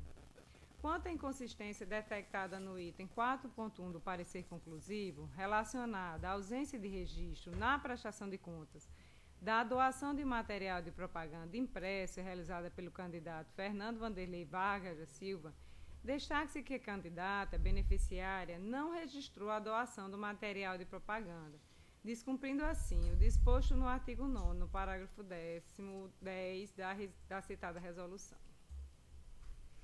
Somadas tais falhas, também foram constatadas divergências entre os extratos bancários das contas, aspas, outros recursos e aspas, FEFC, juntados em 8/11/2018, os quais apresentam saldo zero em relação ao extrato de prestação de contas finais, que indicam saldo negativo de R$ 620 e R$ 680, respectivamente. Mesmo após a candidata ter retificado os dados da prestação de contas final, a divergência persistiu entre os saldos constantes no sistema de prestação de contas eleitorais e as contas bancárias, conforme aponta o item 6 do parecer conclusivo. Ante o exposto, considerando o conjunto das omissões e falhas apresentadas e em consonância com os pareceres da Procuradoria Regional Eleitoral e da SACEP, voto pela desaprovação das contas da candidata Ana Carla Bezerra Ribeiro, referente à campanha ao cargo de deputado estadual nas eleições de 2018. Determinando a requerente a devolução ao Tesouro Nacional, no prazo de 5 dias após o trânsito julgado, da quantia de R$ 3.500 devidamente atualizada, referente ao uso irregular de recursos do Fundo Especial de Financiamento de Campanha e do Fundo Partidário, consoante o disposto no artigo 82, parágrafos 1º e 2º da Resolução 23553/2018, é como voto. Alguma divergência? Com a relatora, senhor presidente. Com a relatora, senhor. Processo julgado à unanimidade nos termos do voto da relatora. O seguinte, recurso eleitoral número 9, diste 83, o ano 2019. A origem, 16ª Zona Eleitoral. Relator, doutor Vladimir Capistrano. Recorrente, José Péricles Farias da Rocha. Advogado, doutor Felipe Cortez. Recorrente, Paulo César Gomes de Moraes, o advogado é o mesmo. Ivonildo Ferreira de Lima Filho, advogada doutora Thalita Crisanto. Coligação Seguindo em Frente, advogado doutor Altair Soares da Rocha Filho. Está em mesa, doutor? Está em mesa, senhor presidente. Vossa Excelência tem a palavra. Trata-se de recurso eleitoral interposto por José Péricles Farias da Rocha e Paulo César Gomes de Moraes, candidatos não eleitos aos cargos de prefeito e vice-prefeito de Santa Cruz na eleição suplementar contra a decisão do juiz da 16ª Zona Eleitoral, que, em consonância com a manifestação ministerial, julgou procedente pedido formulado no bojo de representação eleitoral proposta por Ivanildo Ferreira Lima Filho e outros, condenando os ora recorrentes e a coligação Porque o Povo Quer ao pagamento de multa solidária no importe de R$ 8.000 pela prática de propaganda irregular, nos termos do parágrafo 1º do artigo 37 da Lei 9.504. Argumentos recorrentes que o ato reputado irregular consistiu apenas em uma mera visita dentro da unidade de saúde, tendo a distribuição de material de campanha sido feita apenas fora do bem público, na calçada e arredores do posto de saúde. Nesse passo, sustento que a comprovação de qualquer infração eleitoral deve ser moldada em prova forte, robusta e inconteste, e não se basear apenas em meras suposições. Postulos recorrentes pela reforma integral do julgado ou pela redução do valor da multa. As contrarrazões defendendo a manutenção da sentença, e a Procuradoria opinou pelo desprovimento do apelo. E é o relatório. Em discussão, aprovado o relatório, como vota Vossa Excelência. Senhor presidente, no início do voto aí eu faço uma análise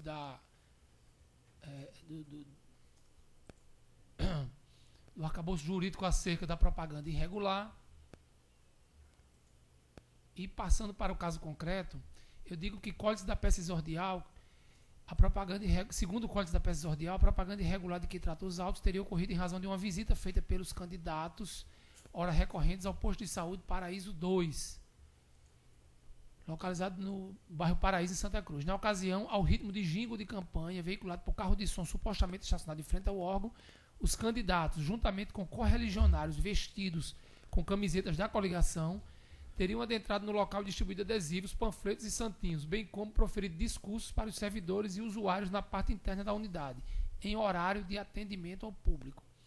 Eu aqui transcrevo trecho da petição recursal em que os recorrentes refutam essa situação fática. E continuo. Em tal quadro de certo, a pretensão recursal não merece prosperar, devendo ser mantida integralmente a sentença.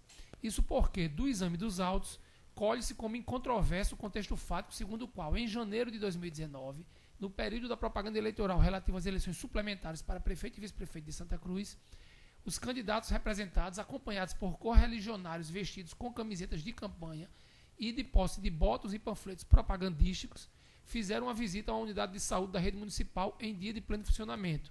Na ocasião, enquanto os postulantes cumprimentavam servidores e usuários do serviço de saúde, os seus correligionários distribuíam material publicitário, ao tempo em que se ouvia claramente jingles de campanha veiculados em um carro de som localizado ou circulando nas proximidades. Em abono a tal conclusão, isto é fazer referência às imagens feitas na oportunidade, e cuja autenticidade não foi questionada. A elas, somam-se os depoimentos tomados em juízo de duas servidoras que estavam trabalhando no momento do evento, segundo narram de forma coerente e segura as declarantes Vanderleia Assunção dos Santos e Isabelle Cristine Fonseca Gomes de Araújo Silva. De fato, adentraram no prédio não somente os candidatos, mas também em torno de 10 correligionários, os quais cumprimentaram e entregaram o material de propaganda. Com efeito, a situação que se discutindo nos autos dá conta de um abusivo evento propagandístico veiculado em prédio público e por ocasião de pleno funcionamento do órgão prestador de serviço à população, o que fere os postulados da igualdade e da moralidade da disputa política, em ordem a atrair a incidência da multa do parágrafo 1º do artigo 37 da Lei 9.504. Em tal quadro, a resignação recursal se mostra insuscetível de acolhimento. Ante o exposto, em consonância com o parecer da Procuradoria Regional Eleitoral, voto pelo conhecimento e desprovimento do recurso. E é como eu voto, senhor presidente. Doutora Adriana, como vota Vossa Excelência? Acompanho o relator, senhor presidente. Desembargador Cornélio. Doutor Carlos Wagner. Também acompanho, senhor presidente. Doutor José Dantas. Com o relator, senhor presidente. Doutora Érica. Acompanho o relator. Acho que aí é lei normal. Processo julgado à unanimidade nos termos do voto do relator. Seguinte, prestação de contas número 601-031, dígito 15, o ano 2018, relator Dr. Vladimir Capistrano, requerente Francisco de Assis Tavares, advogado Dr. Pablo de Medeiros Pinto. Está em mesa? Está em mesa, senhor presidente. Se puder abreviar, doutor Vladimir. Certo. Essa aqui é a prestação de contas de Francisco de Assis Tavares relativa ao cargo de deputado estadual nas eleições de 2018. A comissão de análise emitiu o relatório, o candidato não se manifestou e o parecer foi pela desaprovação, assim como o parecer da Procuradoria. É o relatório. Em discussão, aprovado o relatório, como vota Senhor Vossa presidente, são duas inicialmente apontadas duas impropriedades, uma relativa à ausência de extratos bancários.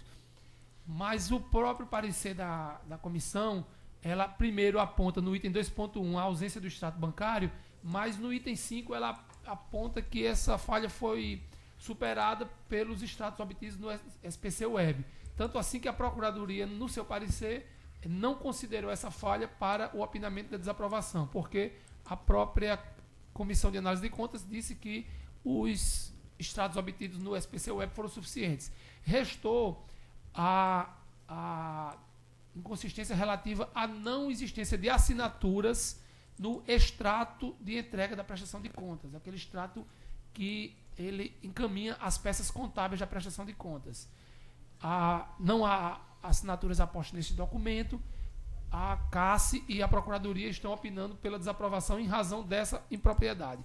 Eu digo no meu voto que, não obstante se caracterizar como uma falha, porque os documentos deveriam ter sido assinados por contador e pelo próprio candidato, mas os outros elementos nos autos demonstram a ciência e a adesão do candidato àquele documento. Tanto assim que o candidato outorgou procuração para o advogado que subscreveu a peça de encaminhamento dessa prestação de contas. Há nos autos o contrato de prestação de serviços contábeis desse contador. Então eu digo no meu voto que outros elementos nos autos permitem superar a inexistência das assinaturas no extrato da prestação de contas, não é no extrato bancário.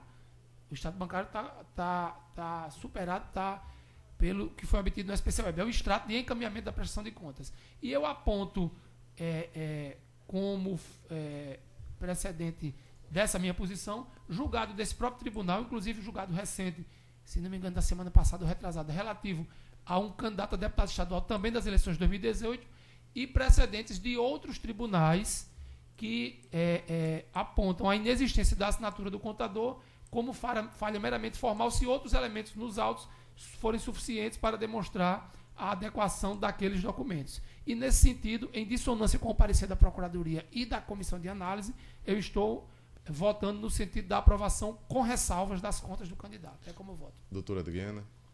Eu vou acompanhar o relator, senhor presidente, porque me parece, de fato, ante a pequena monta da irregularidade apontada, a melhor solução. Então, eu acompanho o relator. Desembargador Cornélio. Eu acompanho o relator e vou logo adiantar que tem um igual e vou trazer no mesmo sentido o voto nas próximas sessões.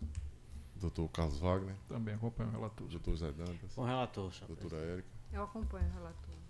Processo julgado à unanimidade nos termos do voto do relator. O seguinte é um autuado como petição, é o de número 600-141-42, relatora doutora Adriana Magalhães, requerente Tarcísio José Ribeiro, advogado doutor Andreu de Macedo Alves. Está em mesa, doutora Adriana? É aquele que estava autuado como processo administrativo? Sim, eu tinha colocado em ordem outro processo. 600-141-42. Na verdade, esse não está em mesa, não, senhor presidente. Não mesa? Então é o... É uma prestação de contas, na verdade, que está então pautado para hoje. Então é o seguinte, 601-032, dígito 97, o ano 2018.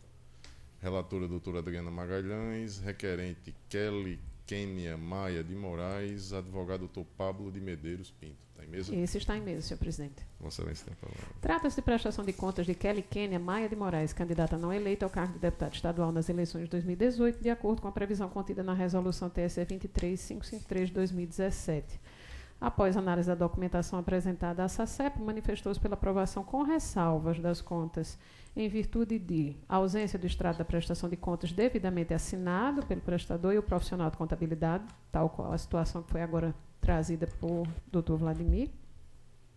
Divergência na movimentação financeira registrada na prestação de contas e aquela registrada nos extratos eletrônicos. Instadas pronunciado, outra Procuradoria Regional Eleitoral, corroborando o entendimento da referida unidade técnica, pelos mesmos fundamentos, opinou pela aprovação das contas com ressalvas. É o relatório, senhor presidente. Em discussão, aprovado o relatório, como vota Vossa Excelência. O voto já está disponibilizado para Vossas Excelências e naquilo que importa, eu digo que A inconsistência passível de anotação, mas sem gravidade, foi a declaração de que essas 3 despesas teriam ocorrido mediante transferência bancária, quando, em realidade, foram feitas por meio de cheques, o que denota a ocorrência de mero erro de natureza formal. No outro pórtico, vale ressaltar a identificação e a licitude da origem da aplicação dos recursos, porquanto não foi detectada nenhuma das hipóteses previstas no artigo 68 da Resolução 23553 de 2017. Na mesma linha de entendimento, a douta Procuradoria Regional Eleitoral, ao analisar os documentos juntados aos autos, acolheu a ressalva propugnada no parecer técnico e assim se manifestou. As irregularidades ressalvadas pelo órgão técnico são meramente formais, sem o condão de dar asa à desaprovação das contas. Importa salientar ainda não dispor esta Procuradoria, neste momento, de elementos que possam afastar a conclusão do órgão técnico desse tribunal, o que não afasta a possibilidade de apuração quanto à prática de eventuais ilícitos antecedentes e ou vinculados, verificados no curso de investigações em andamentos ou futuras, a teor do que dispõe o artigo 78 da mencionada resolução. Destarte, diante do claro cenário de inexistência de prejuízo à regularidade das contas, entendo que a melhor solução jurídica a ser adotada sobre o prisma dos postulados da proporcionalidade e da razoabilidade é a aprovação com ressalvas. E eu estou encaminhando o meu voto, senhor presidente, em consonância com o parecer do órgão técnico, também em harmonia com o entendimento ministerial, pela aprovação com ressalvas das contas de campanha apresentadas por Kelly Kênia Maia de Moraes, candidata ao cargo de deputada estadual nas eleições de 2018. É como voto, senhor presidente. Desembargador Cornélio. Acompanho. Doutor Carlos Wagner. Também acompanho, senhor presidente. Doutor Zé Dantas. Com a relatora. Doutora Érica. Doutor Vladimir Capistrano. Acompanho a relatora, senhor presidente. Processo julgado à unanimidade nos termos do voto da relatora. O outro processo, doutora Adriana, não mesa? Não mesmo, na verdade, ele não tinha sido sequer pautado para hoje, então eu não compreendi o motivo dele ter sido Colocado na minha apregoado. relação indevidamente. Então. Algum outro processo em mesa, apto a julgamento? Não há. Às 15 horas. Opa, pois não. Excelência, só para complementar, eu sei que já foi julgado o caso de Sandro Pimentel, mas eu acredito que não há sucumbência por parte do Ministério Público, uma vez se trata de ação e não de recurso, só para deixar isso claro. Quando nós ganhamos a ação, independentemente de um dos seus fundamentos, de todos os fundamentos, o Ministério Público não tem sucumbência, a não ser que haja um recurso interposto pela outra parte, e a gente pode entrar com recurso adesivo. Mas sim, porque se trata de uma ação originária. É uma ação originária, eu não tenho como recorrer, não é um recurso. Então, no máximo, eu poderia interpor um recurso adesivo a depender do recurso do real sucumbente. Só para deixar isso esclarecido, porque há imprensa aqui presente e eles não podem reportar que o Ministério Público poderá recorrer quando não há abertura para isso. Senhor presidente, de fato, a doutora Cibele tem razão, tem um precedente do Tribunal Superior Eleitoral que entende que, como se trata de uma ação originária, não teria essa sucumbência. Mas ainda cabe o recurso adesivo, ainda há essa possibilidade do recurso adesivo, que o que poderá ocorrer é o seguinte: se o TSE acolher os fundamentos para afastar as razões que Vossa Excelência e os que o acompanharam levaram à cassação, não teria o Ministério Público como levar a julgamento da Corte Superior Eleitoral se não houvesse o recurso adesivo. Esse é o ponto. Exatamente. É por isso que eu acredito. A pretensão, né? Por isso que eu acredito, sensível aos argumentos, doutora Cibele, ainda acreditando que há uma sucumbência uma ainda. Possibilidade de não de fundamentos, mas a possibilidade ainda do Ministério Público Eleitoral recorrer. Adesivamente. Exatamente. Às 15h49, eu declaro encerrada a presente sessão.